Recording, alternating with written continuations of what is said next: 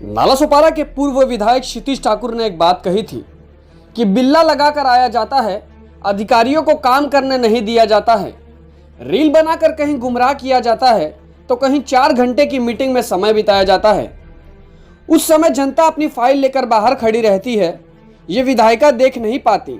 Reel बनाने के अलावा काम कैसे करना है ये विधायिका सोच नहीं पाती।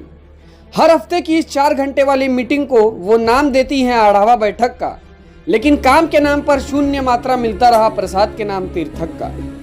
अरे मैडम, अब तो छोड़ दो अधिकारियों का समय खाना, कम से कम उन्हें तो अपना काम करने दो।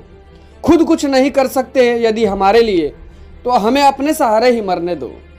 और इस जनता को अब कहीं ना कहीं शायद उम्मीद नहीं है, और वह इसलिए क्योंकि वसई विरार शहर महानगर पालिका मुख्यालय में अधिकारी वर्ग हो या कोई कर्मचारी वर्ग, हर एक विभाग को मिलने का एक निश्चित समय होता है, जिसके लिए जनता कई तरह की परेशानियां झेलते झेलते इस दरवाजे तक पहुंचती है।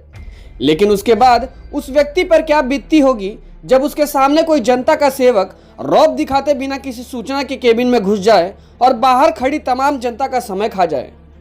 लेकिन ऐसा मुमकिन है सिर्फ और सिर्फ वसई विरार में, क्योंकि यहाँ मनपा के अधिकारियों को सूचित नहीं किया जाता, जनता को सूचित नहीं किया जाता कि आज मैं आने वाली हूँ, आज आप मत आइए, आज मेरी मीटिंग है। बल्कि उन्हें कहीं ना कहीं धक्के खिलाए जाते हैं ताकि हम अपनी पदवी दिखा सके कि मैं विधायक हूँ, सबसे पहले मेरा नंबर लगेगा। खैर, यह सवाल जनता का है कि अब भी समय नहीं बिगड़ा। आपने जैसे 12 खड़ी पढ़ा दी थी कि न से नल, ग से गटर, र से रास्ता, यह होता है नगर सेवक। तो आप आज सीख लीजिए कि आप एक आमदार हैं।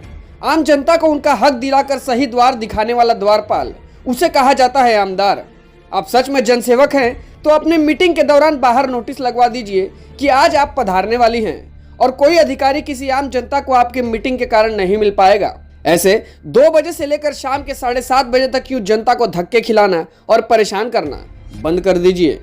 और जनता से भी विनती है कि यदि आपको ऐसे किसी भी गतिविधियों की तथा ऐसे किसी भी परेशानियों का सामना करना पड़ रहा है तो आप अपनी आवाज़ सिर्फ और सिर्फ पत्रकार के माध्यम से ही नहीं, बल्कि आप नेशनल पोर्टल ऑफ इंडिया तथा ह्यूमन राइट्स कमीशन एवं महाराष्ट्र विधानसभा अध्यक्ष को इन परेशानियों की शिकायत बेझिझक कर सकते हैं। हम जनता हैं, जैसे हमें विधायक चुनने का अधिकार है, वैसे ही विधानसभा तक पहुंचने का और हमारी आवाज़ वहां तक पहुंचाने का भी अधिकार है। टीवी 24 न्यूज़ के लिए विशाल गुप्ता, वसई विरार।